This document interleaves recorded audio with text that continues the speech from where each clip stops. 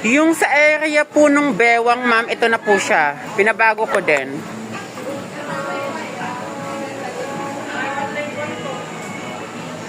So, ang ibig po sabihin, pag halimbawa ma'am, may inspiration lang tayo, hindi naman po pwede po makahanap tayo ng same lace na ginamit nila.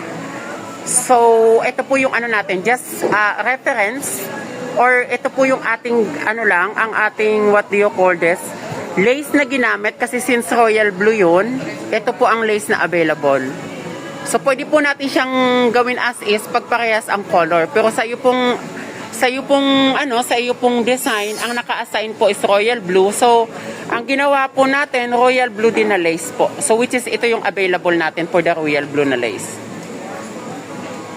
Ayan po yung sa may bandang waistline. With the lace, ayan po siya.